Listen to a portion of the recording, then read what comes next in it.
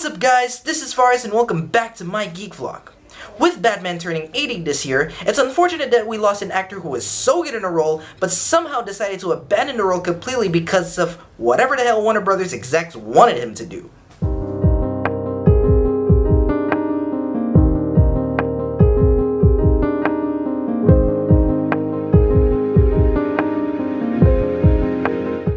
I said it before and I'll say it again. Ben Affleck is one of the best things in the DC Extended Universe.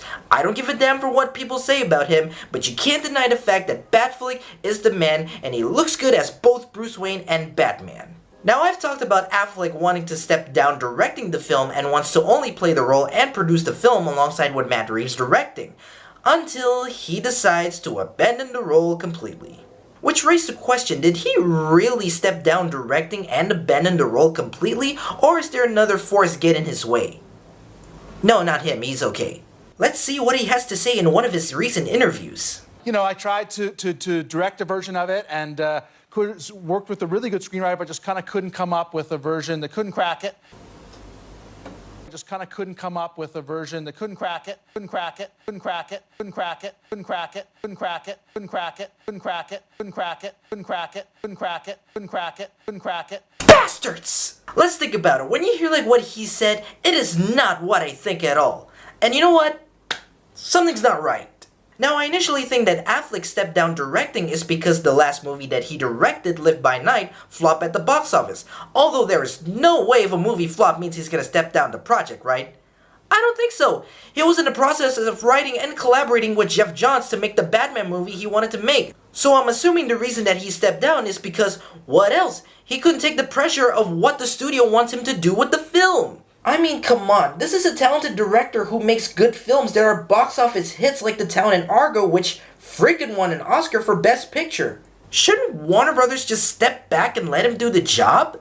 This is the same studio that turned Richard Donner's Superman 2 into a mixed bag, Tim Burton's third Batman movie also into a mixed bag, but at least Schumacher apologized, Zack Snyder's Justice League into, what else? Justice League, and they freaking rejects director's vision of Zack Snyder's Justice League trilogy, Rick Famuyima's Flash, Joss Whedon's Batgirl, and now Ben Affleck's Batman movie. Not only that, but most of the planned DC movies that directors pitch, like Matthew Vaughn and Christopher McQuarrie's take on a second Man of Steel movie with Henry Cavill, was also rejected, and they lose respect to our Big Blue Boy Scout, which causes Cavill to venture as Geralt in the upcoming Witcher series on Netflix, which makes those undeveloped projects delay because the studio wanted to go in a different direction and causes a few directors to leave. Even one of our talented writer and former chief creative officer Geoff Johns couldn't stand working at Warner Bros. Because they get in the way of his producing job. He now ends up with Berlanti at the CW and DC Universe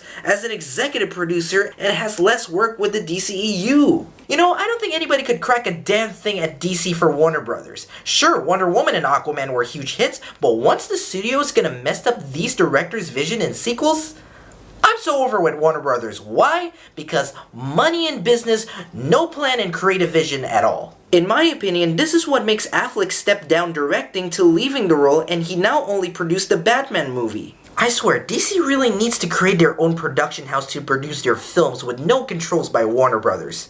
I mean, hey, if they can create 3 successful original streaming series, I'm pretty sure they can create their own production house to continue the DCEU. Alright guys, if I'm being harsh or gone too far, maybe I might be wrong. Maybe this is not the end of Batfleck. Matt Reeves stated that the Batman movie will be sort of a prequel, set in the 90s focusing on a younger Batfleck. So I guess the movie should be in good hands by now, and I hope that Affleck's departure isn't for good. We can all hope one day Affleck will return to the role for a Batman movie set in the present day after Justice League with no studio interference. Let's not forget that recently Sugihara resigned as chairman and CEO of Warner Bros. And we would never see him again. Thank God. So let me know what your thoughts about this complicated relationship of Ben Affleck and Warner Bros. Write down in the comment section below. So guys, thank you for watching. Be sure to subscribe to check out more videos like this and others.